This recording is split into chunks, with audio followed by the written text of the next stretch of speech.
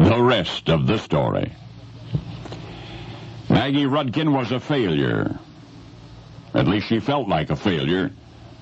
Husband Henry, with a warm hug, told Maggie not to fret. It simply didn't matter how good or bad a cook she was. It was not even important that she was able to cook at all, but Maggie knew better. Much as she appreciated her husband's attempt to console her, both she and he realized that it was more than a matter of housewifely skill. In fact, the health of her 9-year-old son, Mark, was at stake. You see, Maggie was a career woman at heart. As a young lady, she worked as a bookkeeper in a bank in Flushing, New York. Then she became a teller for 4 years. Then she was employed at the brokerage firm of McClure, Jones & Company. Henry Rudkin was one of the firm's partners. In April of 1923, he and Maggie married. The couple lived in New York City for a few years, but then eventually decided they'd like to settle in the Connecticut countryside. So in 1928, and hear this now, they purchased some property near Fairfield. They built a cozy Tudor-style house on it. They built the house near a huge old flowering tupelo tree. I said they built the house near a huge old flowering tupelo tree. And it was after that tree that the Rudkins named their new home. Maggie and Henry were utterly happy there for several seasons until their youngest son began to suffer asthma. Now the Rudkins' family physician happened to be an old country doctor, and he'd seen plenty of asthma in his day, and he told Maggie that if she wanted to restore her little boy's health, she had a choice. She could pack up her family and move to Arizona, or she could put young Mark on a special diet consisting primarily of home-baked bread. Maggie shook her head, explained to the doctor that since her own mother had never so much as boiled an egg, she, Maggie, had not really learned to cook.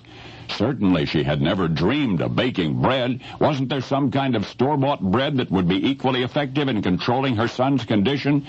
But the old doctor was adamant. The bread, he insisted, must be home-baked, with fresh stone-ground wheat flour, unsulfured molasses, honey, and fresh butter and whole milk. Well, that was that. Maggie purchased the ingredients and went home and consulted a great, big, old, mostly unexplored cookbook, and at the age of 40, with considerable trepidation, she set out to bake her very first loaf of bread. Well, he came out of the oven hard as a rock and heavy as lead. Maybe it would be all right for a doorstop, but edible? Not even to the starving.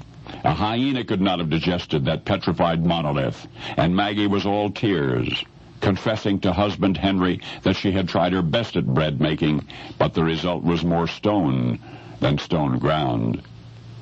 Henry offered his sincerest comfort, but to no avail. Maggie felt so strongly that she had failed. She could not then have imagined that her subsequent attempts at bread baking would succeed, nor that her bread would taste so good that neighbors would begin asking for more, nor that those requests would become so frequent that Maggie would have to establish her own bakery business. By the way, she named that bakery after her Connecticut country home. The home, remember, was named after that towering, flowering tupelo tree. But I didn't mention that the New England term for tupelo is Pepperidge. Yes, you know the life work that Maggie Rudkin began at the age of 40 as an effort to aid her ailing son.